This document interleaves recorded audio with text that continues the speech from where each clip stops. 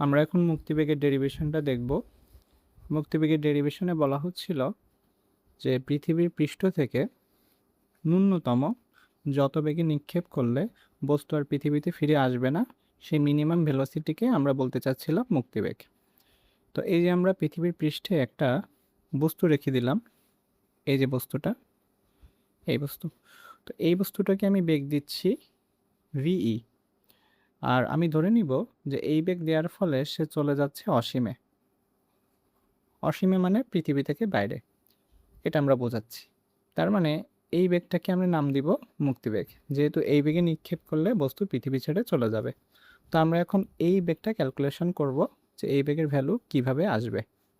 তো চলো দেখি, শুরু করি। তো এটা আসলে অনেকগুলো প্রসেসের মাধ্যমে দেখানো যায়। তো আমি ফার্স্টে দেখাবো শক্তির নিত্যতার সাহায্যে, দেন হচ্ছে আমি ইন্টিগ্রেশন ক্যালকুলাসের সাহায্যে দেখাবো, ওইটা আমাদের বইতে দেখানো আছে।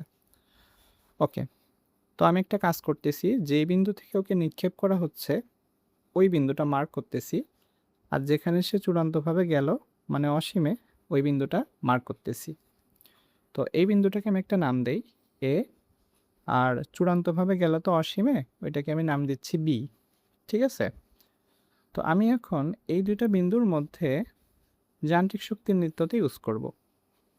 তাহলে আমি লিখতে পারবো ই অফ এ সমান ই অফ বি। এটা তো আমরা সবসময় লিখতে পারি যে মোট শক্তি সবসময় সংরক্ষিত থাকে।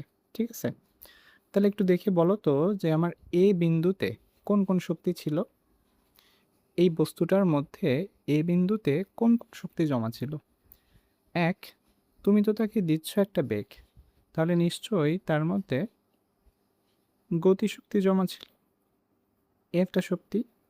আবার আমরা কিন্তু এই অধ্যায়ে শিখছি যে কোনো বস্তুকে যখন তুমি একটা নির্দিষ্ট দূরত্ব থেকে নিক্ষেপ করো বা ছুড়ো, তখন পৃথিবীর সেন্টারের সাপেক্ষে ওই বিন্দুতে তার একটা পোটেনশিয়াল জমা থাকে সেন্টারের সাপেক্ষে। এটাকে আমরা বলি মহাকর্ষীয় বিভব শক্তি। তাহলে এ বিন্দুতে তার মধ্যে মহাকর্ষীয় বিভব শক্তি পড়ে থাকে, যেটার ফর্মুলা ছিল Gmm/d, বা তুমি আরও বলতে পারো। তো এইখানে আর মানেই কিন্তু পৃথিবীর ব্যাসার্ধ। কেন? কারণ ওই বস্তু তো এ বিন্দুতে অবস্থিত, তাহলে সেন্টার থেকে এই বিন্দুর ডিস্টেন্স মানেই হচ্ছে পৃথিবীর ব্যাসার্ধ। তো এই ছিল আমাদের এই বিন্দুতে মোট শক্তি। এখন আমরা অসীমে আসি, তাহলে আমরা চলে যাচ্ছি অসীমে। এখন অসীমে তো বস্তু স্থির হয়ে যাবে, যেহেতু আমরা ডেফিনেশনে বলতেছিলাম ন্যূনতম যেই বেগে নিক্ষেপ করলে সে পৃথিবী ছাড়বে। তো আমরা ধরেই নিব যে ন্যূনতম বেগে নিক্ষেপ করার ফলে অসীমে গিয়ে সে স্থির হয়ে যাবে। তাহলে অসীমে কোনো গতিশক্তি থাকবে না, জিরো। এইবার আসো অসীমে পোটেনশিয়াল এনার্জি দেখব। তাহলে ফর্মুলা হবে -Gmm/, এখানে ইনফিনিটি বসায় দিতে হবে, সে যাবে তো অসীমে। তো সামথিং বা ইনফিনিটি মানে কিন্তু জিরো, তার মানে দেখো ডান পাশটা পুরা জিরো হয়ে গেল, তাই তো? তাহলে আমাদের ইকুয়েশন এখন কি বলে, half M V square is equals to G M M by R. ঠিক আছে? তাহলে আমাদের দুই পাশ থেকে ছোট এম কাটা গেল, আমাদের সেই বিখ্যাত সূত্র কিন্তু চলে আসলো, পিই সমান √/2 জি এম বাই আর। এখন এখানে তুমি যদি এই সূত্রটা তো জানো, জি সমান G M by R square, তাহলে জি এম এর বদলে তুমি কি লিখতে পারো? জি আর স্কোয়ার লিখতে পারো না, বলো? দেখো, জি ইন্টু এম, এটাকে লেখা যাচ্ছে জি আর স্কোয়ার, আর নিচে পড়ে থাকতেছে একটা আর। তাহলে আমাদের কিন্তু সেকেন্ড ফর্মুলা চলে আসতেছে √/2 জি আর। এই দুটো ফর্মুলাই তো আমরা বেশি ইউজ করি, তাই না? একটা √2 জি এম বাই আর, আর একটা হচ্ছে √2 জি আর। আরও একটা ফর্মুলা বানানো যায়, আমি যদি এম এর স্থানে ρ_v লিখি তাহলে আরেকটা ফর্মুলা আসবে এম এর স্থানে। তো ওটা আর আমি দেখাচ্ছি না, ও তোমরা পারবে। এমকে ρ_v লিখলে আমি একটু পাশে লিখে দিই, এমকে তুমি যদি ρ×v লেখো, পৃথিবী তো গোলক, তাহলে সেইখান থেকে আরেকটা ফর্মুলা আসবে। ঠিক আছে? তো এই ছিল আমাদের একটা প্রসেস। আমরা একটা কাজ করি, আমরা এটাকে মেথড 1 দিই। আমরা আরেকটা মেথডে দেখব, বইয়ের নেমে দেখব। আমরা এখন 2 নাম্বার মেথডে দেখব। তো এই মেথডে, মানে যেটা আমাদের বইতে করা, এই মেথডে আমাদের ডিরাইভ করতে গেলে আমার কার শক্তি উপপাদ্য শিখে আসতে হবে। আমরা কার শক্তি উপপাদ্য কি জানি? কার শক্তি উপপাদ্য কি ছিল? একটা বস্তুর উপর যতগুলো বল ক্রিয়া করে সবগুলো বল দ্বারা কাজের সমষ্টি হবে ওই বস্তুর গতিশক্তির পরিবর্তনের সমান। এটা ছিল আমাদের কার শক্তি উপপাদ্য। তাহলে আমি এখন এই কার শক্তি উপপাদ্য ব্যবহার করব এ বিন্দু থেকে বি বিন্দুর মধ্যে। এই দুইটা বিন্দুর মধ্যে আমি ইউজ করব কার শক্তি উপপাদ্য। তাহলে তুমি একটু দেখে বলো তো, এ থেকে বি বিন্দুর মধ্যে বস্তুর উপর কি কি বল ক্রিয়াশীল ছিল? তো অ্যান্সার হচ্ছে শুধুমাত্র মহাকর্ষ বলই ক্রিয়াশীল ছিল। এই বস্তুটাকে ধরো যখন আস্তে আস্তে সামনে আসবে, এভাবে করে করে করে সামনে আসবে, বাইরে থেকে কিন্তু কোনো এক্সটার্নাল ফোর্স এখানে দেয়া হয়নি, অনলি শুধুমাত্র পৃথিবী তাকে গ্র্যাভিটেশনাল ফোর্স দ্বারা নিজের দিকে আকর্ষণ করতেছিল। পৃথিবী সবসময় তাকে মহাকর্ষ বলে আকর্ষণ করতেছিল। ঠিক আছে? তাহলে আমরা এখানে কাজ বলতে শুধু বুঝবো গ্র্যাভিটেশনাল ফোর্স দ্বারা কাজ, এটা ছাড়া আর কোনো ফোর্স এখানে ছিল না। আচ্ছা, এইবার গতিশক্তির পরিবর্তন। তাহলে বস্তুটা যাচ্ছে এ থেকে বিতে, তাহলে চূড়ান্ত গতিশক্তি দাঁড়াবে হাফ এম ভিবি স্কোয়ার। আর যাচ্ছে কোন বিন্দু থেকে? এ বিন্দু থেকে, তাহলে আমরা লিখবো হাফ এম বি অফ এর হোল স্কোয়ার। তো এইটা আমাদের চূড়ান্ত ইকুয়েশন। এখন কোশ্চেন হচ্ছে মহাকর্ষ বল দ্বারা কাজ কি হবে। আমি একটা তোমাকে কোশ্চেন করি, বলো তো এখানে মহাকর্ষ বলের মান কি ফিক্সড নাকি পরিবর্তনশীল? মহাকর্ষ বলের মান কিন্তু পরিবর্তনশীল। কেন? দেখো, তোমার বস্তুটা যখন সারফেসে ছিল, পৃথিবী থেকে ডিস্টেন্স ছিল এইটা, বস্তু যখন আস্তে আস্তে দূরে চলে যাচ্ছে সারফেস থেকে ডিস্টেন্স কিন্তু চেঞ্জ হয়ে যাচ্ছে। খেয়াল করছো? তাহলে আমরা কিন্তু শিখছি যে মহাকর্ষ বল দূরত্বের বর্গের ব্যস্তানুপাতিক। তাহলে দূরত্ব যদি চেঞ্জ হতে থাকে ধীরে ধীরে, তাহলে গ্র্যাভিটেশনাল ফোর্সও কিন্তু চেঞ্জ হয়ে যাবে, তাই না? কারণ সেটা তো দূরত্বের উপর নির্ভর করে বসে থাকে। বুঝছো? তাহলে এটা কিন্তু পরিবর্তনশীল বল। আর আমাদের পরিবর্তনশীল বল দ্বারা কাজের সূত্র কি কারো মনে আছে? কি ছিল নিয়ম? পরিবর্তনশীল বল দ্বারা কাজের সূত্র ছিল integration of F vector dot D x vector, বা তুমি ডিআর ভেক্টরও লিখতে পারো, আমি সেটাকে এক্স ধরে নিচ্ছি। এটা ইজিকলস টু আমরা লিখবো হাফ এম ভিবি। এখন বি বিন্দুটা যেন কোথায় ছিল? বি বিন্দু ছিল অসীমে। তাহলে আমরা তো জানি যে অসীমে বস্তুর কোনো বেগ থাকবে না, বেগ যদি না থাকে তাহলে এটার মান শূন্য আসবে।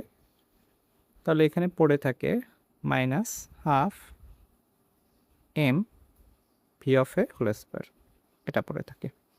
ওকে, এখন আমাদের এই বাম সাইডটা দেখতে হবে, integration of F vector dot dx vector. এখানে হচ্ছে গ্র্যাভিটেশনাল ফোর্স। তাহলে আমরা একটা কাজ করি, গ্র্যাভিটেশনাল ফোর্সের ভ্যালুটা বসাই দেই G M M by X square. আমি এক্স স্কোয়ার কেন লিখতেছি? কারণ পাশে আমি ডিএক্স লিখছি, তো যেহেতু আমি ডিফারেন্সিয়েশন করবো এই কারণে এটা লিখছি। আচ্ছা, এবার লেখা হলো ডিএক্স। এখন ডট গুণ হলে কিন্তু মধ্যবর্তী কোণের কজ আসে। একটু দেখে বলো তো এখানে কজ কত? চলো একটু দেখি। দেখো, এই যে হলুদ লাইন যেটা, এটা কি নির্দেশ করে? এটা নির্দেশ করে আমার সরণ, তাই না? এটা নির্দেশ করে আমার সরণ। আর গ্র্যাভিটেশনাল ফোর্স কোন দিকে ক্রিয়া করে একটু দেখো তো। এই যে এই দিকে, আমি কিন্তু ডিরেকশন আগেই দিয়ে রাখছি, পৃথিবী সবসময় বস্তুকে তার নিজের দিকে টানে। তাহলে সরণ এবং বলের মধ্যবর্তী কোণ কত? 180 ডিগ্রি, কারণ সরণ তো এই দিকে আর গ্র্যাভিটেশনাল ফোর্সটা এই দিকে, তাহলে মধ্যবর্তী কোণটা 180 ডিগ্রি। তাহলে এখানে আমি বসাচ্ছি cos 180 degree. Clear? Equals to হবে আগেরটা minus half M V of A square. তাহলে কজ 180-র মান কত? -1। তো মাইনাস মাইনাসে এই পাশটা প্লাস হয়ে যাবে, আমি একবারে প্লাস লিখি। আর একটা কাজ করি, দেখো আমি ছোট এমটা কেটে দেই, আর এই পাশে প্লাস হয়ে গেছে। তাহলে এখন আমার আমি ইন্টিগ্রেশন সাইনটা দিতে ভুলে গেছি। আচ্ছা, তো এখন আমি একটা কাজ করি, জিএমটাকে বের করে নিয়ে আসি। যেহেতু জিএম তো কনস্ট্যান্ট, এটাকে কখনোই ইন্টিগ্রেশন করা যাবে না। তাহলে এখানে পড়ে থাকে ডিএক্স বাই এক্স স্কোয়ার। তো এই রাশিটাকে ইন্টিগ্রেশন করলে কি হয় বলো তো? তো উপরে চলে আসে এক্স টু দি পাওয়ার -2। আমরা কিন্তু ইন্টিগ্রেশন আশা করি সবাই জানি, half V of A whole square. তাহলে আমার পড়ে থাকবে X to the power -2 plus 1, নিয়ম ছিল পাওয়ারের সাথে এক যোগ হবে, আর যোগ করে যেটা পড়ে থাকে সেটা নিচে লিখতে হবে। এরপরে আমাকে বসাতে হবে লিমিট। এটা কিন্তু খুব গুরুত্বপূর্ণ, লিমিট বসানো। তো লিমিটের দেখো নিচে থাকবে আদি আর উপরে থাকবে শেষ। আদি বলতে এটা তো এক্স এর লিমিট, এক্স মানে কি বলো? দূরত্ব না? তো তোমার আদি দূরত্ব কোনটা ছিল আর শেষ দূরত্ব কোনটা ছিল চলো তো একটু দেখি।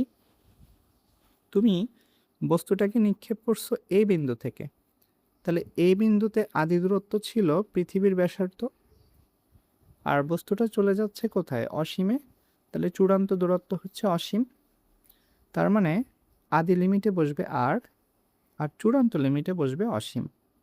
ইজ ইকুয়ালস টু আমরা বসিয়ে দিচ্ছি বাকি অংশটা। তাহলে half V of A square. ঠিক আছে, তাহলে কি পড়ে থাকে চলো দেখি। জিএম থাকলো, এখানে আমার আসবে -1/x এটা, আর এখানে থাকে half V of A square. লিমিটটা আমরা বসাই দিচ্ছি আর টু ইনফিনিটি। এরপর লিমিট বসানোর নিয়ম কি ছিল? যে প্রথমে আমাকে আপার লিমিট বসাতে হবে, আপার মানে উপরে যেটা থাকে, এরপরে মাইনাস দিয়ে আমাকে লোয়ার লিমিট বসাতে হবে। তাহলে এই দেখো এক্সের স্থানে প্রথমে বসাচ্ছে আপার লিমিট, এরপরে আমাকে একটা সূত্রের মাইনাস সাইন দিতে হবে, দিয়ে আমাকে এখন লোয়ার লিমিট বসাতে হবে। তাহলে লোয়ার লিমিট হচ্ছে মাইনাস, মাইনাস বলতে আমি কিন্তু মাইনাসটা আগে থেকেই ছিল, সেই মাইনাসটাই কিন্তু আমি এখানে রাখতেছি, আর লোয়ার লিমিট তো আর সেটা আমি বসাই দিলাম। তাহলে পড়ে থাকে half V of A square. তাহলে দেখো তো কি থাকে, G M by R, minus মাইনাসে প্লাস হয়ে গেল। এই দেখো আমাদের মুক্তিবেগের ইকুয়েশন কিন্তু চলে আসছে।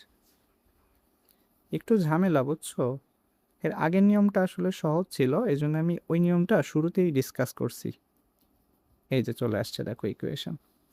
তো এইটাই আমাদের বইতে করা, তবে বইতে হয়তো বা এত ডিটেলসে করে নাই যে কিভাবে ওয়ার্ক এনার্জি থিওরাম থেকে এই পর্যন্ত আসা যায়, বুঝছো? আমি সেটা দেখিয়ে দিলাম।